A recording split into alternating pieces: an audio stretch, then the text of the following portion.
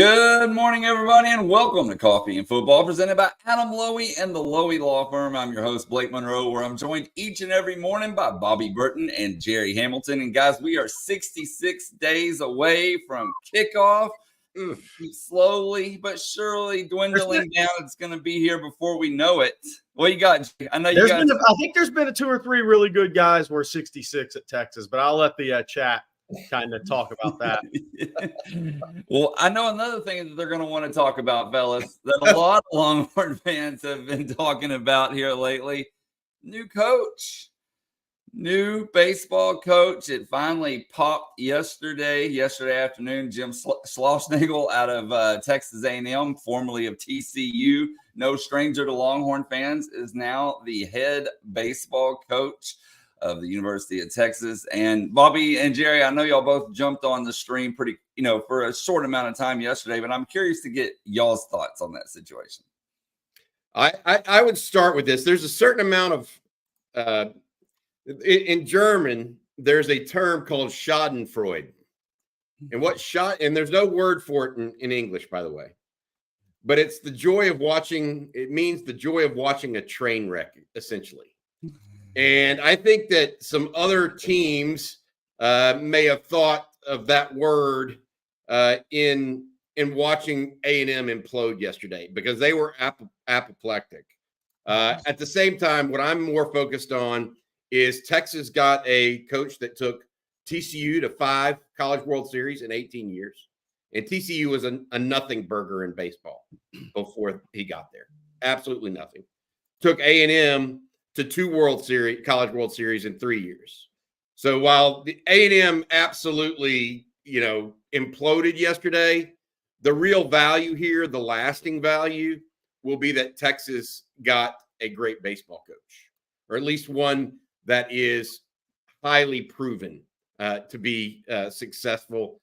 You would think that he'll carry that success over to Austin as well. So, I get it. And believe me, I was rejoicing in some ways and watching the train wreck myself and having a fun look. But the long-term value really will be, what is Jim Schlossnagle and his team of coaches able to do in Austin to succeed names like Augie Garrido, Cliff Gustafson, Dish Falk, Billy Dish, Bib Falk, those guys. So I can't believe it. I do agree with this. Chris Del Conte is, I don't know what kind of bag he brings when he goes in to talk to coaches, but it must be pretty big and pretty powerful, whatever his pitch may be. Jerry? Well, sometimes you got to give the people what they want. So, what happened yesterday was pretty much this. Oh, yeah. The 5.0. CDC broke out the 5.0 yesterday in a town of over 150,000 and went to work. But yeah, look, I mean, what's always interesting to me, Bobby, the longer we're in this business, is oftentimes when coaches leave, yeah, they get big pay raises. Yes, it's great for their families and all that financially, and not just the head coach, but the assistants. But so much of it has to do with who your boss is. A lot of times when guys leave, it's not that's just that they're chasing the money. Now, you need to go out and maximize that opportunity. If you don't, you're crazy. But I think a lot of this came down to who he wanted to work for. I really believe that, from what I hear. Yeah, I do believe that happened, and that's part of it. And there's it's not just, and it's not like A&M's this horrible place or something. It's who you work for. He's a long-term friend with Chris Del Conte, having shared time together at TCU, to your point, Jerry. But I also think that, Trev Alberts, the new AD at A&M, I think some of his actions precipitated maybe Schlossnagle's willingness to even listen to go somewhere else. Several months back, he made some cuts in and around the athletic department, and I'm told that he didn't necessarily tell some of the coaches that those cuts were coming. Yep. And so, I feel like a little bit of it is trust too, not just who you're working for, but do you trust the person that you're working for? Even though A&M apparently went out and said, yeah, we'll build you or add an $80+ million facility. People are going to say, well, it's not about money. It's a little about money. And what I'll say is this, Trev Alberts several months ago said, we don't have a revenue problem in college sports. We have an expense problem in college sports. Well, I mean, being good's expensive sometimes. That's what I would say to that.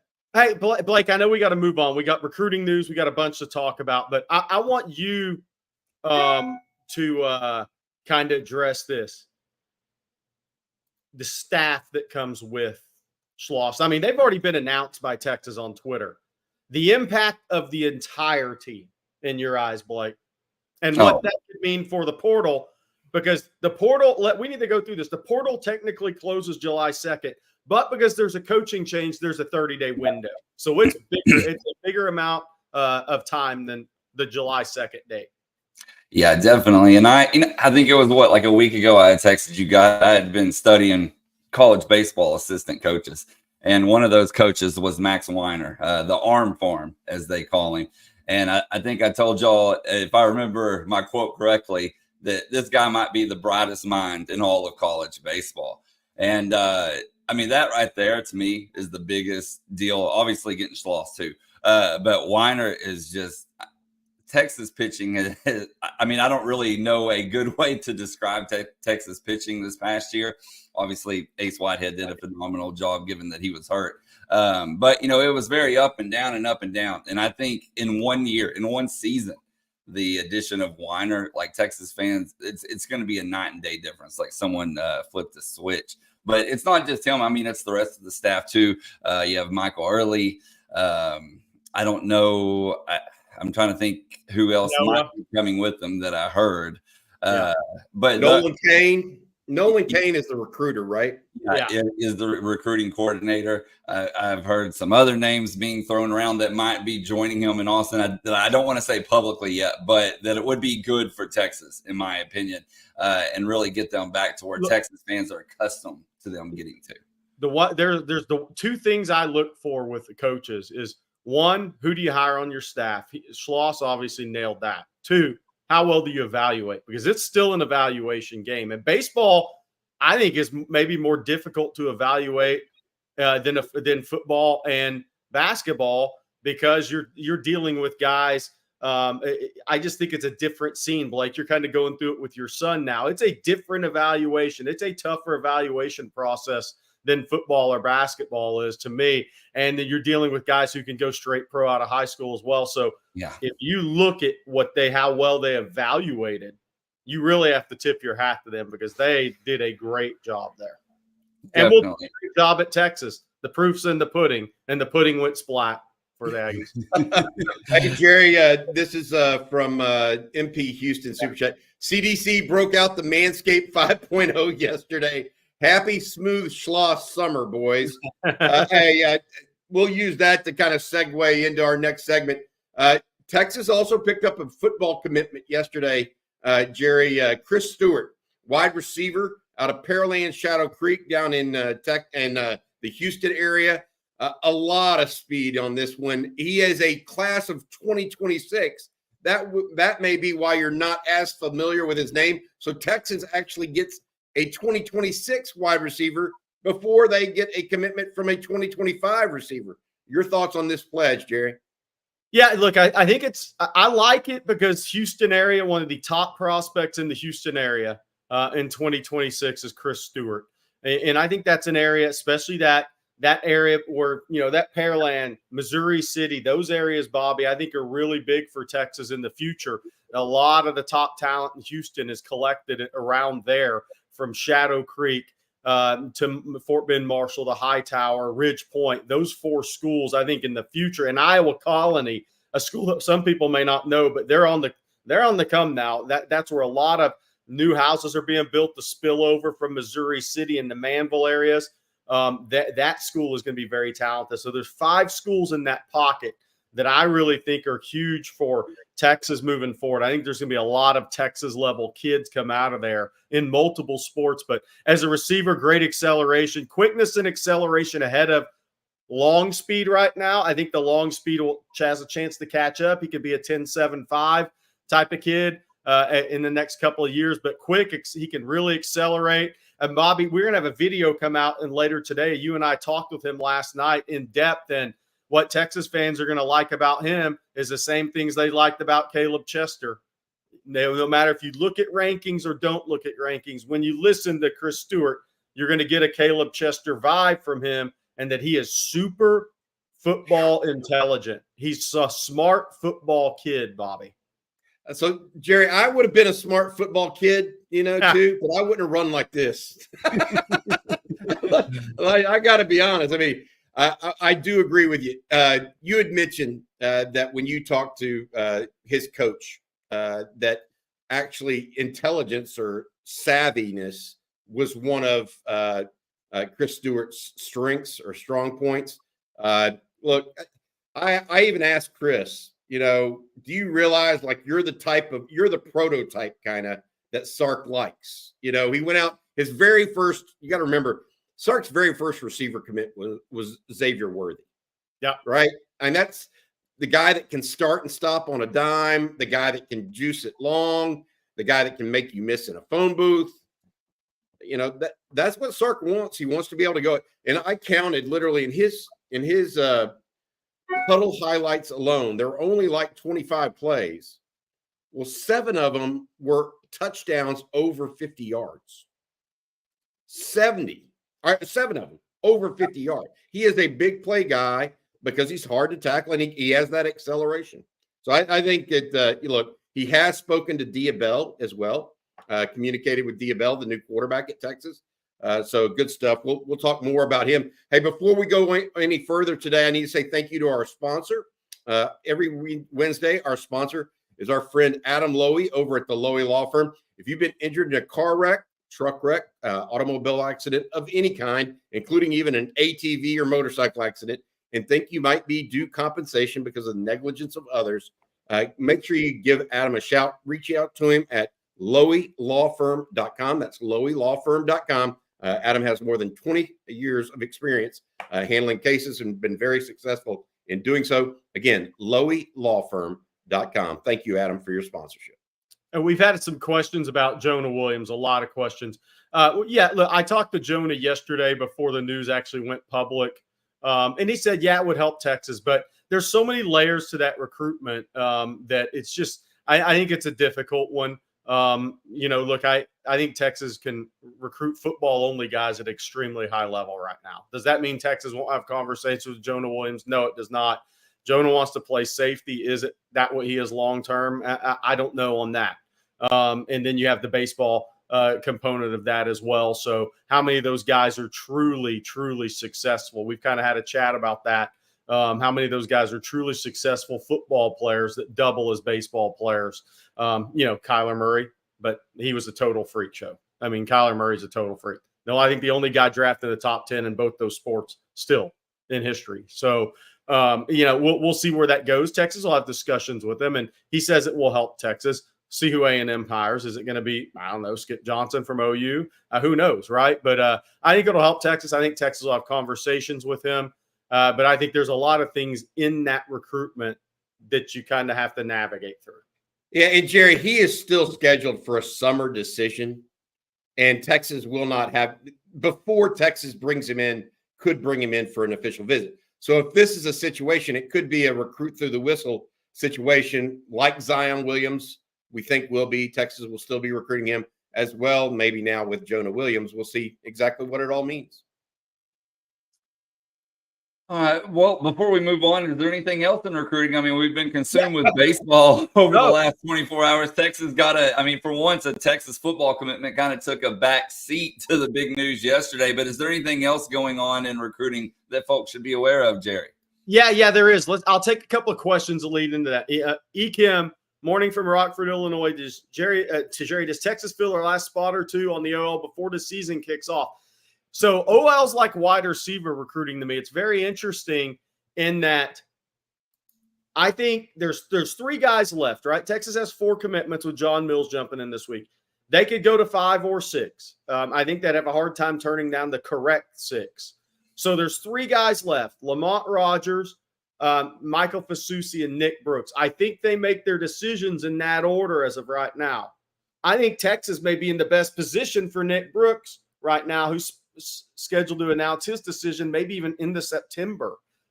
So that's what'll be interesting is time-wise, who jumps on board and how could that affect how this class finishes. But look, I think Texas is about to put together a little momentum here, even more than they have now, and it'll be interesting to see what happens. But I think I put it a pretty good shot at Nick Brooks over Georgia right now. But if 2 other guys commit before, then no. So that's what's going to be interesting is how does this play out from a timing perspective? But to answer the question, I don't think Texas is going to have an issue filling 5 or 6 spots in this class. I think they're going to get either 5 or 6. The question is the when. And to Kim's question, I think Lamont Rogers is an early mid-July announcement. I think Michael Fasusi is a late August announcement. And I think Nick Brooks is a September announcement. And they all have special dates why they want to do that, Nick Brooks and Michael Fasusi. So I think that'll be interesting to see how that kind of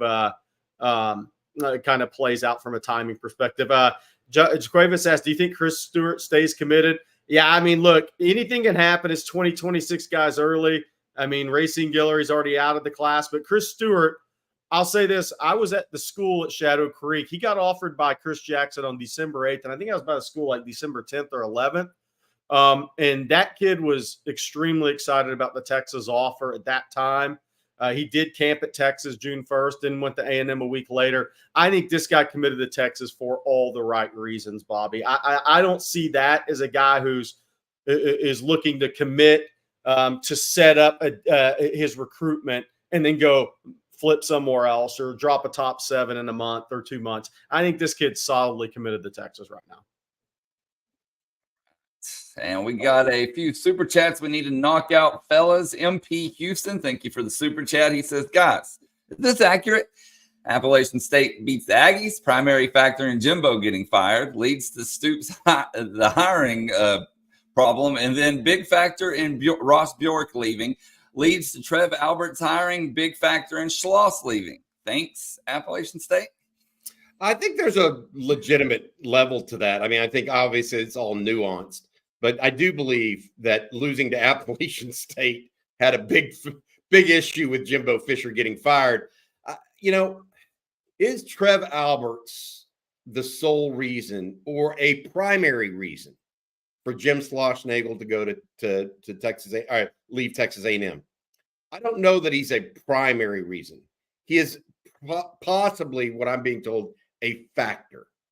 I think the motivating factor was going to Texas and that being his dream job. And also one of his really good friends is the athletic director at Texas. Those were the motivating factors. I think Trev Alberts, and I should say this clearly, I think those are mitigating factors. So they kind of add fuel to the fire, but it's not over the top. That's how I feel about it.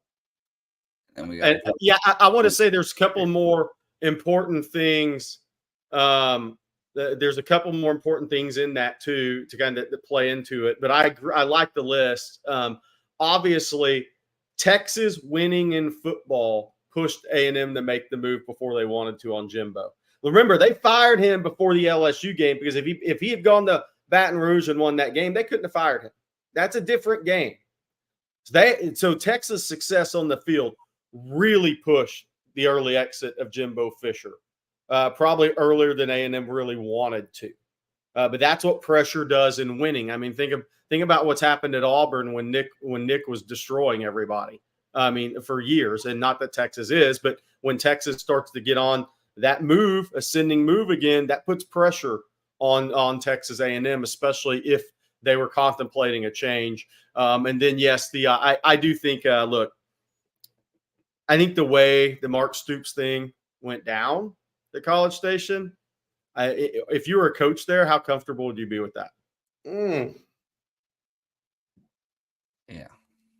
These guys look at all that seriously. Yeah. Yeah. All right, guys, a couple of other super chats. Dax Kelm says, almost feel bad, and thank you, Dax. Almost feel bad for the Aggies. We would have had similar feelings if Sark bolted for Bama this year, but oh well, poor Aggies. Hook 'em. Thank you, Dax. That's true. There would have been some similarities, except Bama isn't like our, bitter rival, so to speak. Right? I mean, can you think of and I'm sure there is. I mean, can you think of a bigger gut punch than the last 24, 36 hours? I mean, losing the national championship game by run, and then the coach leaves to go to the rival. I mean, I don't know if that's ever happened before. I think it may have been worse I don't know. Would it have been worse if he won it? No, because you'd have been celebrating a national title, and more people have been like, I don't care. He brought us our first national title since 1939 in a major 3 sport.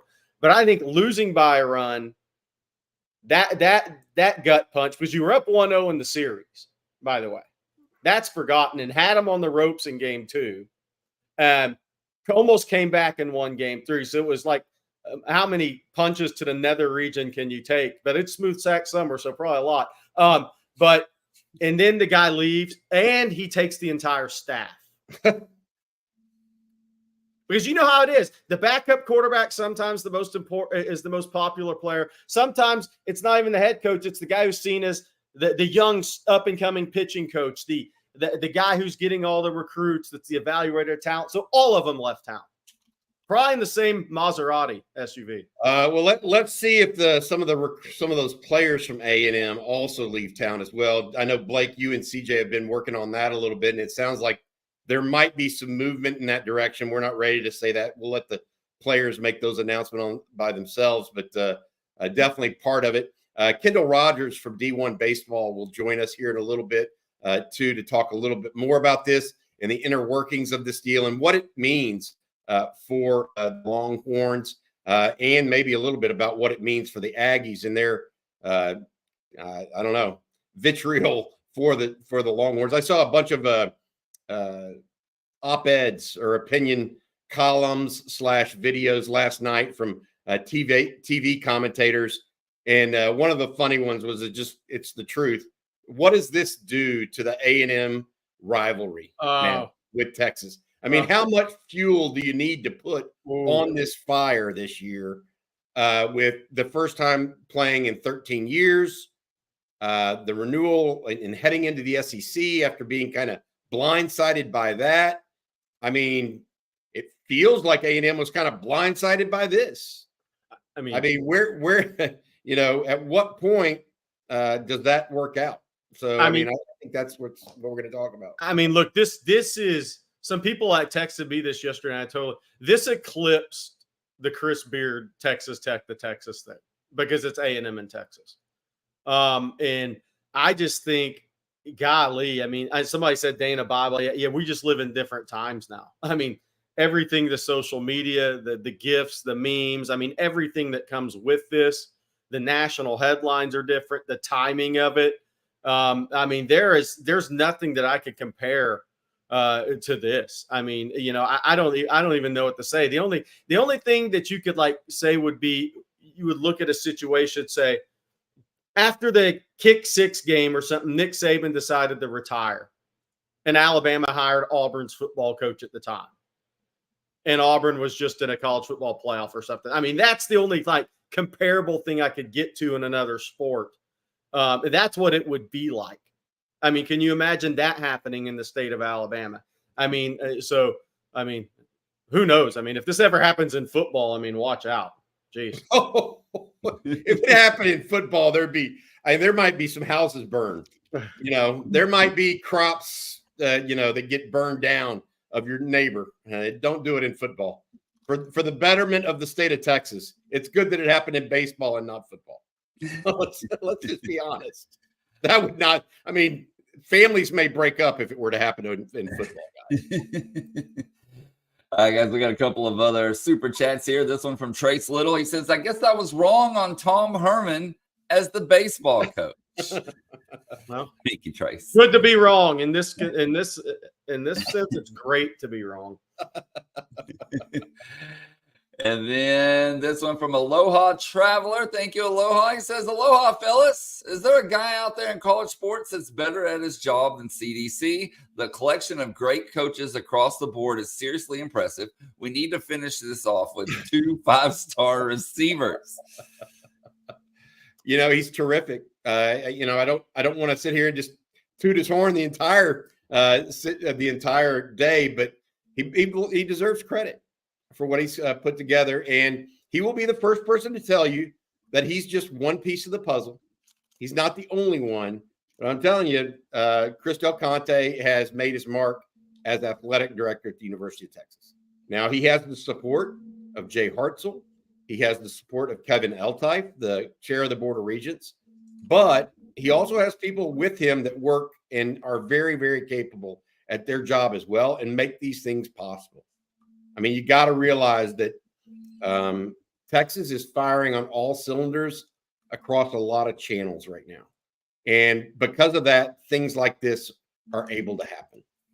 And so I'm a big Chris Del Conte fan and believe that he's doing what he thinks is in the best interest of the University of Texas at all times, and he wants to do things the right way. So I'm my hat's off to him. I said that yesterday, and I continue to believe that today.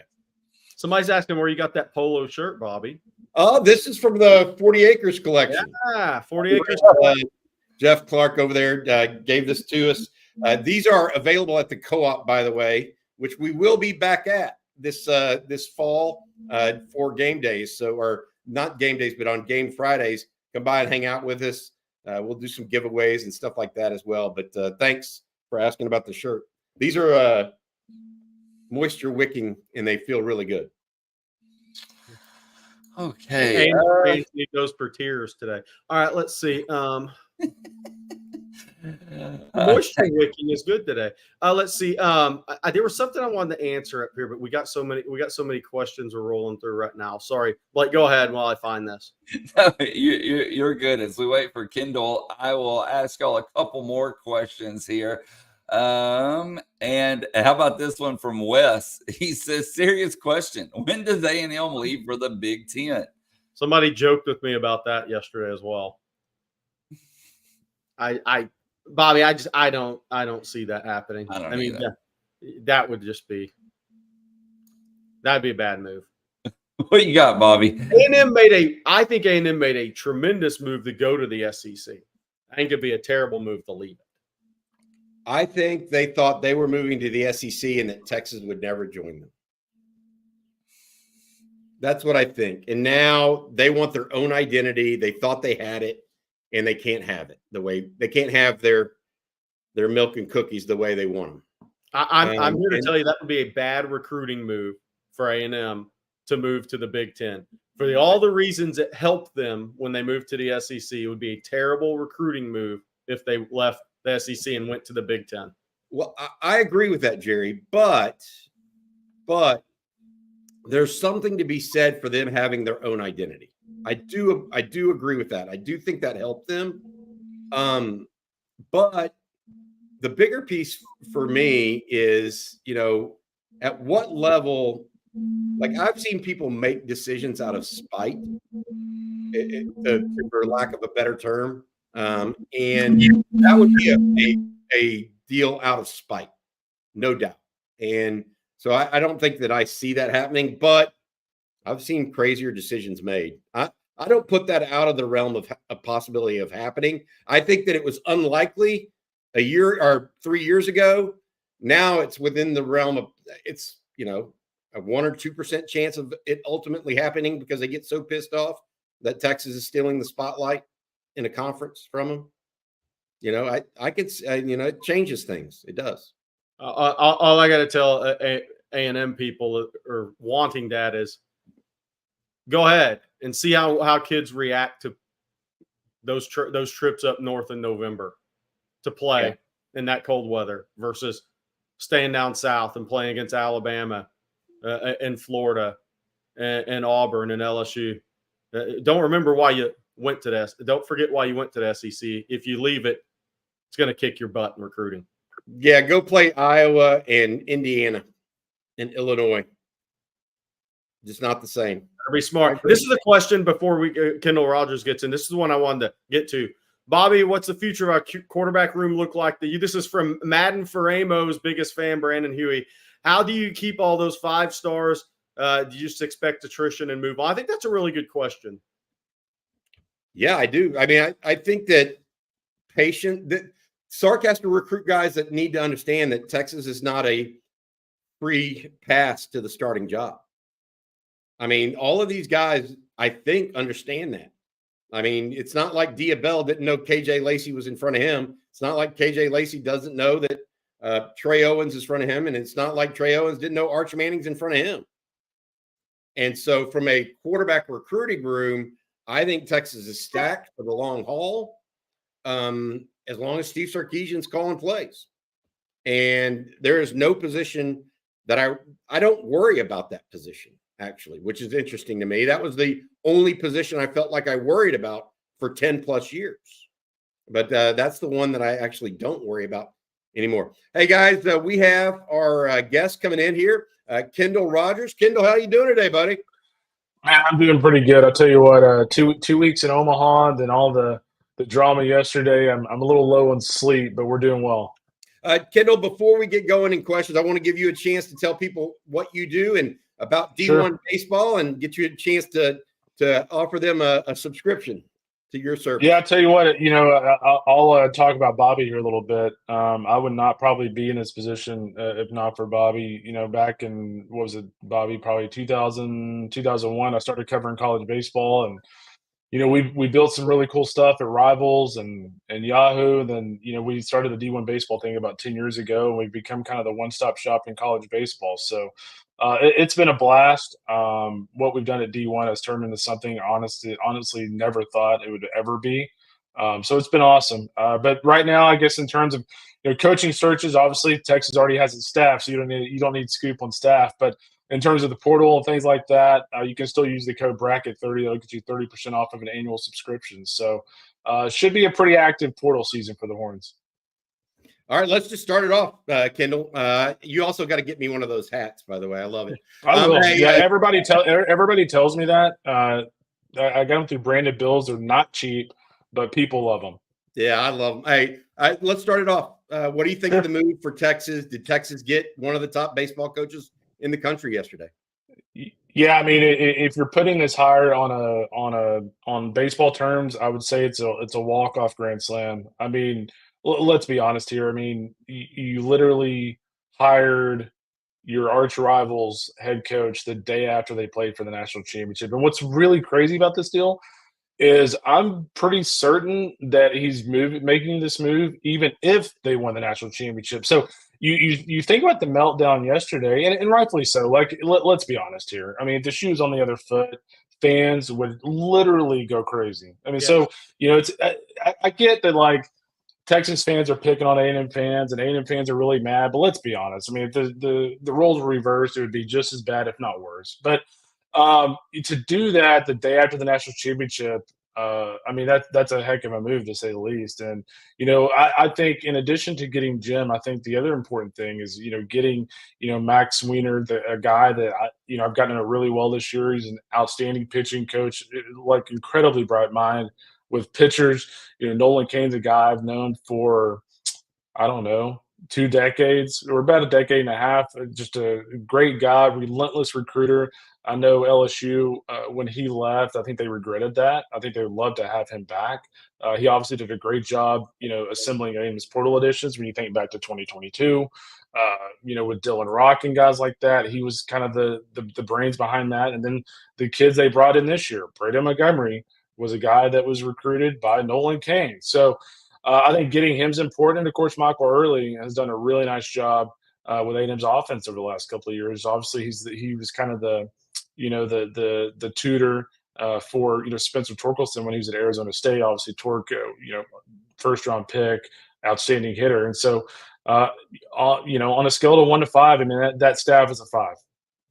Hey, Kendall, when a team ascends to the level Texas A&M did in a short amount of time with a head coach, they have to be evaluating an extremely high level. Who's kind of Or is there somebody on that staff you look to and say, this guy is one of the true best evaluators going in college baseball? Because, I mean, you know how important that is. The names of the coaches are great, but it's who evaluates and puts the roster together that matters nowadays.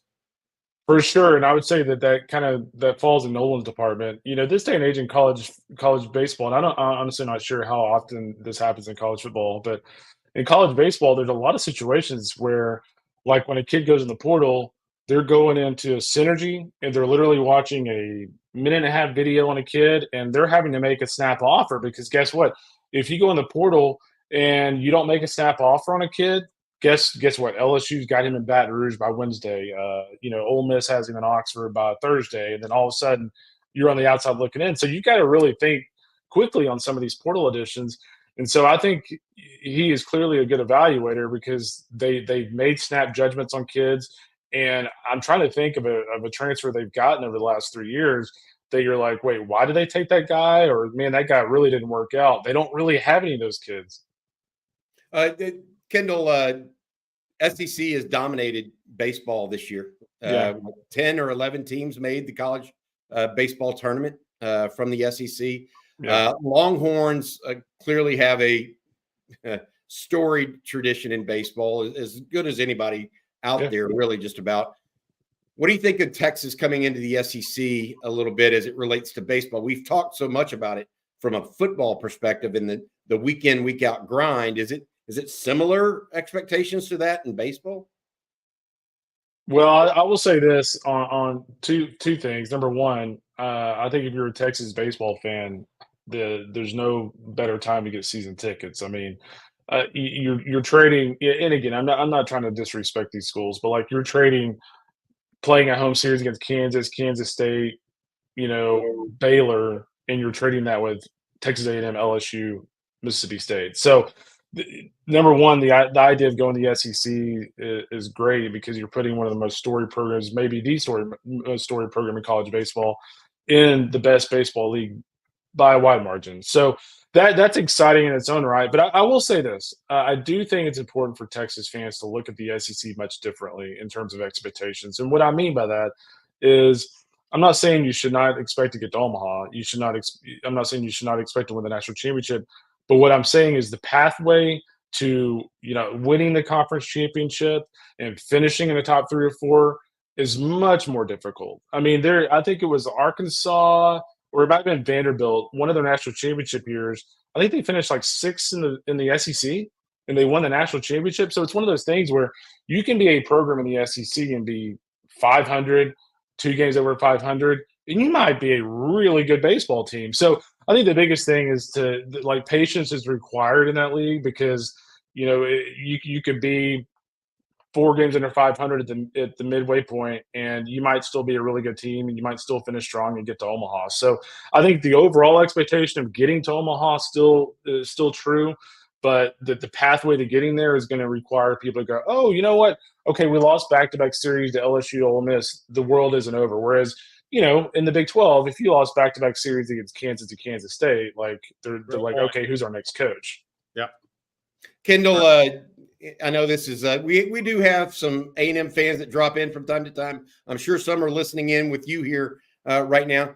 You have any early names for the A&M baseball job at this point?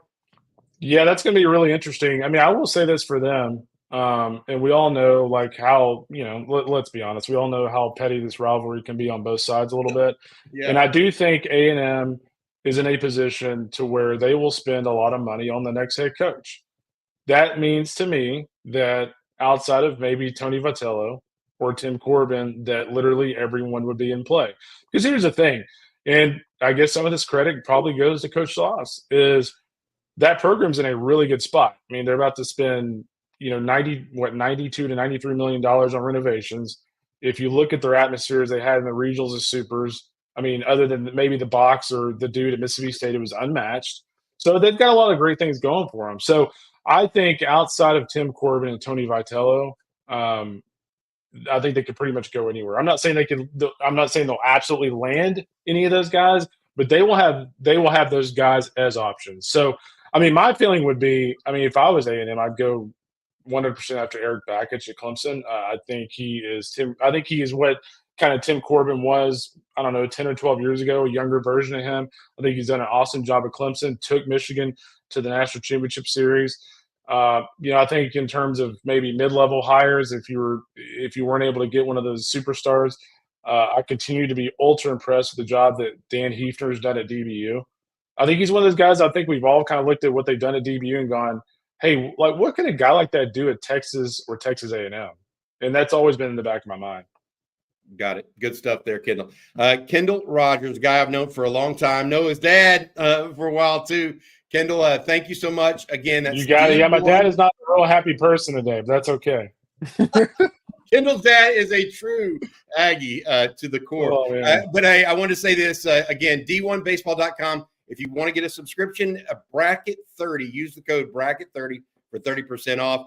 Kendall, I'll send you a note on where to give me one of those caps, dude. You got it. Hey, by the way, good job by Jerry. I think Jerry was officially the first person to have that out about Jim to Texas. So good reporting on that, man. Blake had a big hand in it. Thank you very much. Great job, fellas. We'll talk soon, Bobby. Thanks, guys. Buddy. Take care of yourself. See ya. Yep.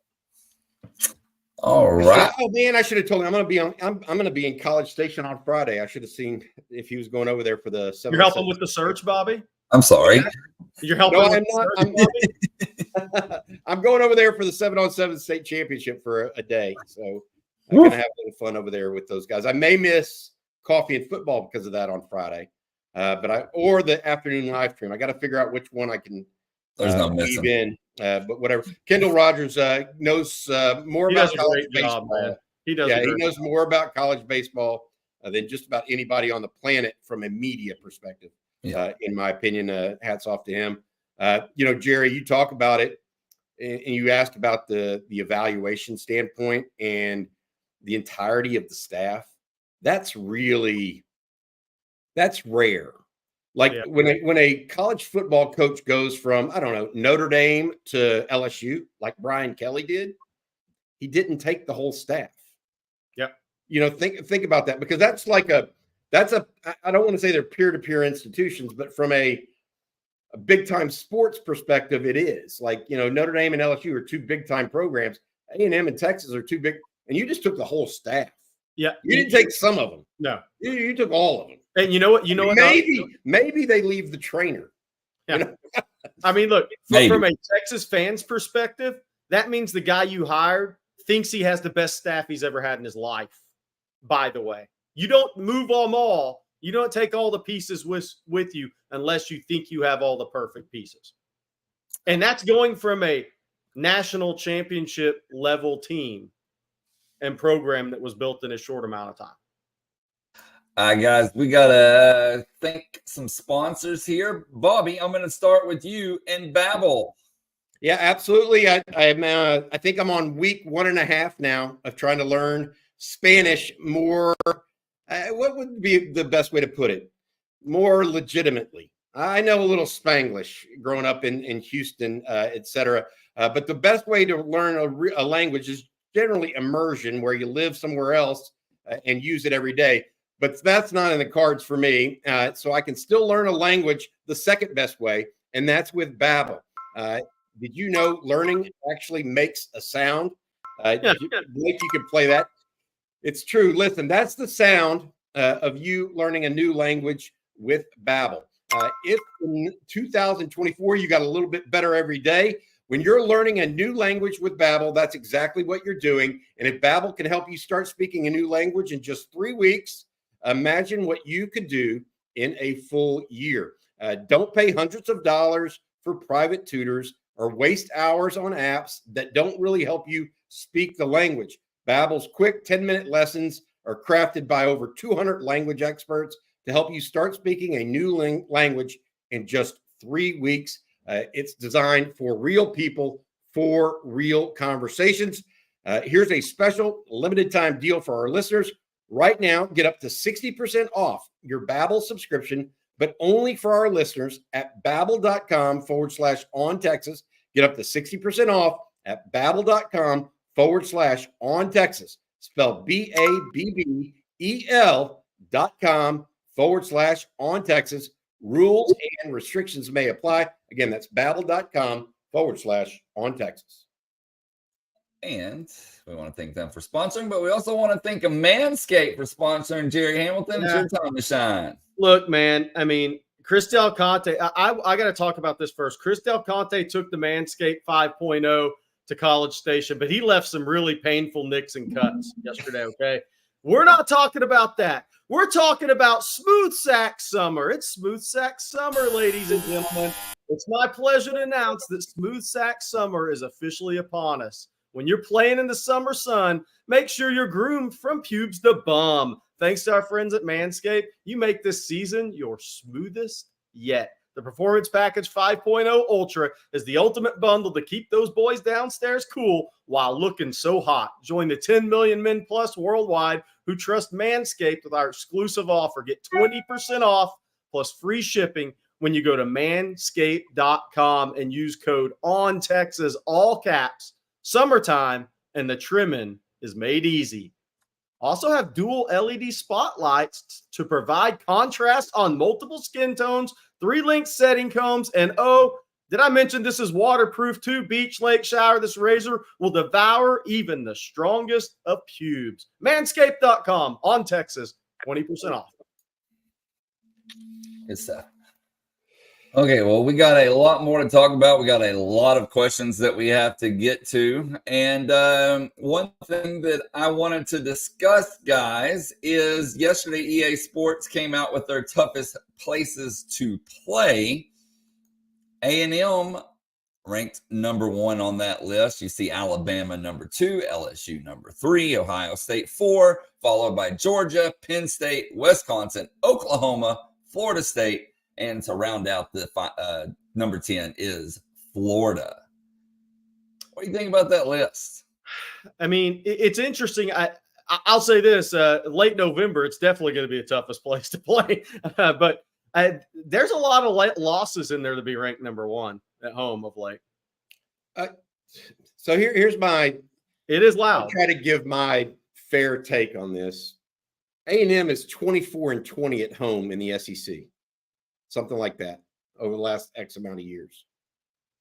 I mean, how is that a tough place to play? Here's the problem with A&M. It can be the toughest place in the country to play. It is not typically the toughest place in the country to play. So if you're talking about a one-off when they play Texas or when they play Alabama, right, where it's filled to the gills, the problem is there's 70,000 there when they're playing not many people, you know? And so I don't see it as the toughest place to play. I mean, I'll be honest, Penn State is tougher. And I say that because there's 100,000 plus if they're playing Kent State. It's just different. Yeah. So I think A&M on a one-off, maybe, but not on the regular.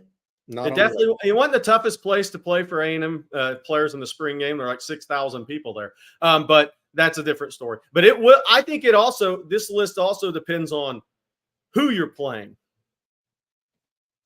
When Alabama rolls in to College Station, yeah. When Texas rolls in late November, whoa, be careful, Texas fans, at that one this year. But I think it's, to Bobby's point, year in, year out, what's the toughest place to play? Obviously LSU at night's way, way, way up there. Yeah, I'm not. I think lists like that are, and I will say this: I haven't been to all of those places and seen a game that's a meaningful game. And so I don't know. I don't know that I agree with that. The problem I have again with A&M, and I'm not saying they have fair weather fans because they don't. I mean, A&M's a hardcore fan base, et cetera. The issue is when it's not a big game, it's not a hard place to play. Ask Appalachian State. Yep. I mean, I'm not trying to be rude, but that's the reality of it. Now, there are, I think you could say that for everybody. I mean, Penn State playing Ohio State at home is different than when they play Kent State at home. But at least Penn State still has 100,000 plus in the stands when they do so. That's the difference. Hey, here's the question. if you ranked all 135 D1 teams, would Miami be 135? Either them or Coastal Carolina. You know, think about that for a second. That's why when kids go visit Miami, they take them to South Beach and say, "We'll see you Sunday," because you've seen the pictures, 6,000 people in the stands for games. I mean, how far down the list is Miami actually? Just an interesting thought. We were talking about the best. Yeah, they don't have their own stadium is part of the problem. You know, 40 another minutes team from campus. Another team when I was growing up that actually was a good college football program, almost bordered on great, won a national championship when I was growing up, but doesn't have their own football field, is Pittsburgh. You know, they used to be a national power. Dan Marino, Tony Dorsett, those guys. It's kind of went the wayside because they don't have their own stadium. Yeah.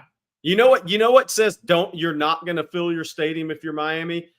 If you're in Coral Gables and your stadium is 40 minutes farther away from the beach instead of a little closer to the beach, you aren't filling your stadium in Miami. Not for college football. Yeah, they must have been playing Clemson in this game. There's still a lot of empty chairs. I mean, that's a big game. Not just Miami though, but think about, hey, Jerry, I've been to Stanford when they're not playing a big team and there's tarps over three-quarters of or over half the stadium. UCLA, you'll see a tarp over half the stadium. So they're not the only ones, but I definitely think that I would debate heavily who number one toughest place to play is based on my personal experience. Hey, Nate Russ brings up Oklahoma State. It's definitely the closest to the fans. College coaches hate Oklahoma State now. Hate it because they're right on top of you. I mean, they're slamming those things into your eardrums, basically, against the concrete. And that must be a good picture for Miami, by the way, because that's the one I pulled off that's like the front page of their website. That's their show me the crowd photo. Yeah, game day excitement. So that was a really good day, and you saw how many empty seats there were there. All right, guys, we got a couple of other super chats before we get back to more conversation. D Herring 5 says, really crack that happier than two puppies with code Schloss Weiner. Thank you, D Herring 5, for that. And then Kane Campbell with the super chat. Is there any legitimacy to this tampering? We need to address this, Bobby. Come on. I mean, come on. It's not tampering. These college coaches are approached by people all the time, or their agents are approached by people all the time during seasons, sometimes early in season, sometimes mid-season, sometimes late season. I mean, it happens all the time. So the answer is no, but go ahead, Bobby, on that. Yeah, there can be some legitimacy to tampering, and the rule there, the idea that Texas tampered would be, I mean, it's just, you know, I would not worry about it, Kane. I'll put it that way. That would, of all the things I worry about, I'd be more worried about whether or not Texas gets a right-handed pitcher out of the portal. That it's just not going to happen. And it's best because it's probably going to be a night game, but if there was any doubt Steve Sarkisian wouldn't have the Texas team anywhere around College Station the night before that game. Before yesterday, he ain't going to be close after today. No chance. Oh, man. All right, guys. Brandon Huey has the question that everybody's been asking. Bobby, I'm going to let you talk about this. When's on Texas football releasing some merchandise? Why are y'all putting me on the spot? Blake, you know I'm working on this, and you put me on the spot like this. Everybody keeps asking. I'm amazed. It will be – so I am shooting before August 1. That is what I'm shooting for. I'm talking to suppliers. I actually put in one of the orders yesterday, so please bear with me. I'm trying here, guys. And then some other questions that we're getting a lot of people asking. They want to know about the introduction for Schloss. That's today at 11. A lot of people have been asking where to see it. I'm sure it'll be on the Texas Sports. It is. It's being brought. It's streamed live on TexasSports.com. Okay, I was saying because I don't know about Longhorn Network at this point and how, if anything's working there. And then we're also getting a lot of questions about, will anybody on Pierce's staff be retained? The only name I've heard is Tulo here.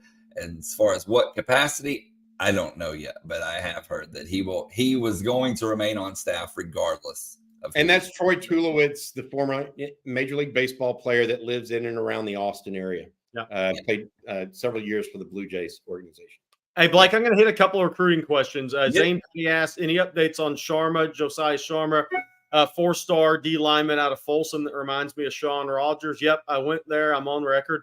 It's too late for me now to pull off that one. I think Texas is right there in it. I think they have a good chance to win out over Alabama. I think there's a good chance the mom relocates to Arlington area where they live for 2 years if it's Texas, or Birmingham area if it's Alabama. What I haven't heard is she's moving to Portland or Eugene. So that doesn't mean Uncle Phil can't make a run at it, but I think Texas or Alabama is where it's headed. And as of last night, he hasn't told staffs where he's going. But I do think Texas has a legit shot there. So I had there's another recruit. Okay, Zane Petty also asked this one I wanted to get to.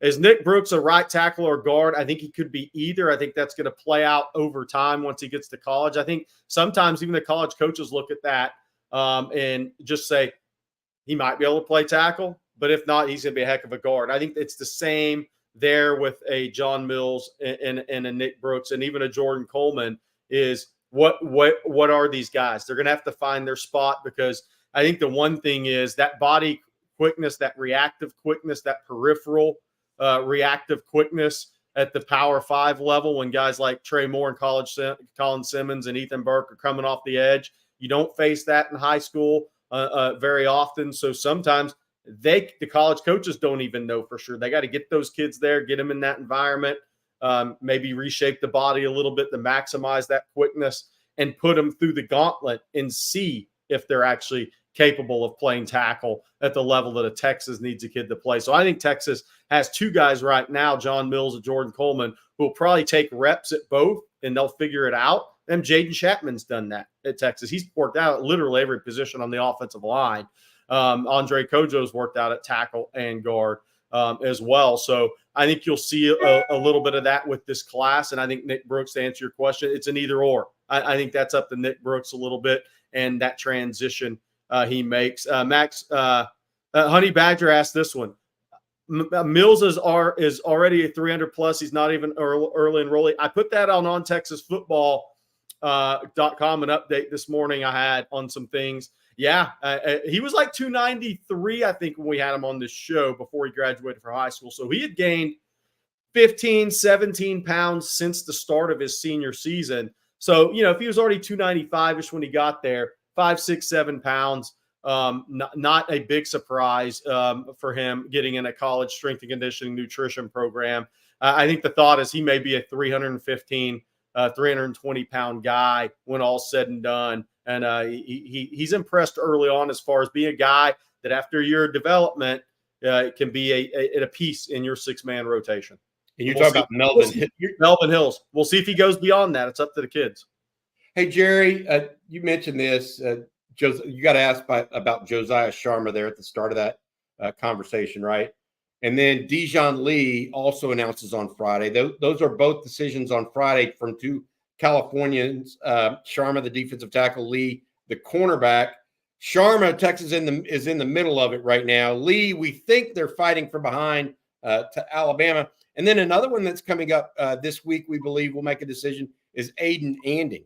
He could do it as soon as Friday, we've been told, or over the weekend. Of course, things can change here, but those are the three that we're looking for right now for this week. All things can change, obviously, but if you were handicapping it, I would say Texas has the best chance, obviously, with Sharman Anding. Dijon Lee's a total wild card, but what was interesting, I'd left him off a couple of my recent updates. But yesterday afternoon, I kind of had to change that and say put him in a maybe category because it's still a maybe. I'm not saying it's likely, but it's back in the maybe from a no category. So we'll see. I think he's got some picks to Alabama. He's out of Mission Viejo, Mission Hills, California area. Obviously, Johnny Nanson's been recruiting him for a while.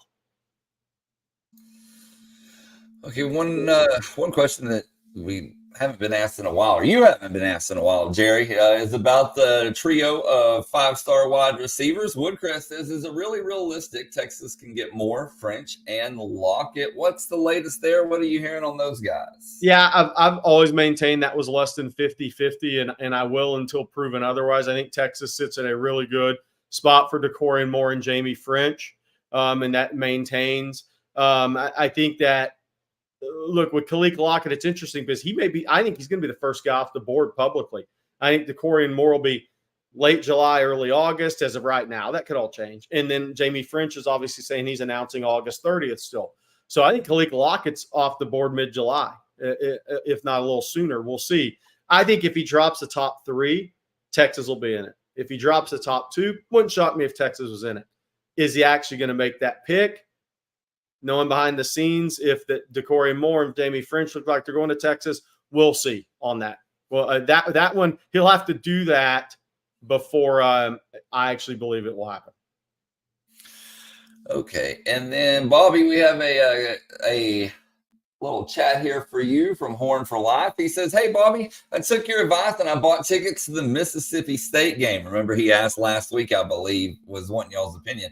Looking forward to the first SEC game for the Longhorns. Yeah, look, Georgia, Florida, OU, going to Michigan, those are all big games for the Longhorns this year. Don't get me wrong, but I think it's going to be something unique when Texas plays its first ever game as an SEC member, and that is Mississippi State. They don't have the high-profile nature of some other teams, but I literally think that's going to be a celebration of sorts. I really do, and I can't wait. I'll be there too. I'll put it that way for you. So I'm excited, Horn for Life. Good stuff. And then before we move on to our final questions for the day, Bobby, can you tell folks out there about Adam Lowy and the Lowy Law Firm? Yeah, absolutely. Adam's a friend of the program here at Coffee and Football, been sponsoring us for a long, long time, and we appreciate it very much. Thanks, Adam. If you've been injured in a car wreck, truck wreck, automobile accident, ATV, or motorcycle, and you think you might be due compensation, there's only one person you need to call, and that's Adam Lowy. Visit him at loweylawfirm.com. He'll give you a free consultation and allow you to ask questions, etc. See whether or not he thinks you might be due some compensation. It's really a simple process. Just give him a call. Visit him at loweylawfirm.com. Reach out and tell him On Texas Football sent you. Good stuff.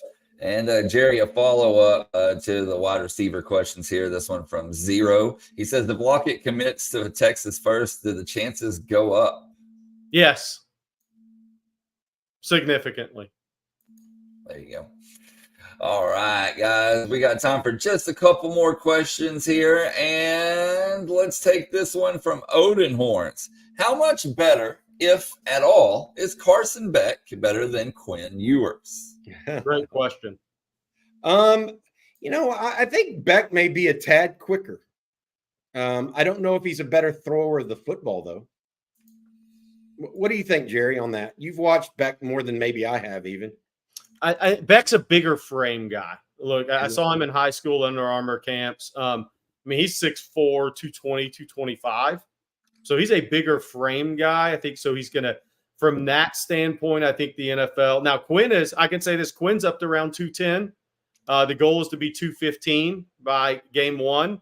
He's on track to that. He stripped down that weight to 195. Now he's built it back up a lot stronger in the shoulders and in those areas, the lats and all that. So he's added some really good weight, again, up to 208, 210. The goal is to be 215. I think Carson Beck's a bigger frame guy. I would say this. My bet is when it comes to pro days, kind of like Quinn's pro day, I think Quinn's going to have the better pro days. When you're sitting out there just throwing the rock naturally, Quinn is unbelievable at it. I saw it in high school. Bobby, you were at the pro day. We saw it again.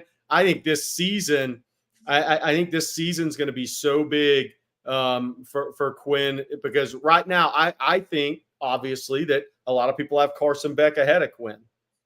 So who takes the bigger step this year on the field I think it's going to kind of will end this discussion for this season heading into the NFL. But I think Carson Beck may be he's a bigger athlete at that position, kind of the Bobby's point. But Quinn can absolutely effortlessly throw the football. Quintavious. There you go. I said it out loud for all the people saying to say it, especially you, Mark Valdez. And then Woodcrest with a follow-up. Would Chad Pennington be a good comparison for Quinn Ewers? Quinn has a better arm than Chad Pennington. I've seen Chad Pennington in person. Now, Chad was a pro quarterback too. So it's not like I'm beating on Chad Pennington, but Quinn has a better arm. And I think that Chad Pennington may be more athletic than Quinn, like shifty, not necessarily a better runner or anything like that, but just shiftier. I don't think that's a good comp. I'm trying to think who might be a good comp for Quinn. Let's come back to that tomorrow. Hey, guys, I want to say this. Our CJ Vogel's on the road this week. He actually was in Austin at Dish Falk yesterday for some stuff. He's headed to the Manning Passing Academy today and tomorrow. He's going to make a stop at a Houston area high school before that, but he's headed there. Arch Manning and Quinn Ewers are both expected to throw this weekend and visit with media at the Manning Passing Academy. So he will be there to do that. In the meantime, we're also going to have updates all over the place about recruiting. Myron Charles, Josiah Sharma, DJ Sanders, Brandon Brown is a big one right now, as well as all the defensive backs like Cade Phillips, Aiden Anning, etc. Visit us, please, at ontexasfootball.com. Get a subscription. We've got a bunch of people joining us right now. Join in the discussion there with us. CJ, Jerry, myself, we all like to talk football in the off time. It's On Texas Football. Use the code OTFOG. You get $20 off your annual subscription. It's just $39.95 for 1 year if you use the code OTFOG. Come talk a little football recruiting with us over on ontexasfootball.com. That's right. And if you haven't already, be sure to hit that like and subscribe button. Ring the bell so you're notified anytime that we post a video or go live. And between that and ontexasfootball.com, we have you covered around the clock. We want to thank Adam Lowy and the Lowy Law Firm today, along with Babbel and Manscaped for sponsoring today's show. Thank you all for the great questions, the super chat. Sorry we didn't get to all of them. And we also need to thank Kendall Rogers as well for coming on from D1Baseball.com. So be sure to go check his site out for all you baseball fans. And for Bobby Burton and Jerry Hamilton, I'm Blake Monroe, and we'll see you tomorrow morning. Welcome.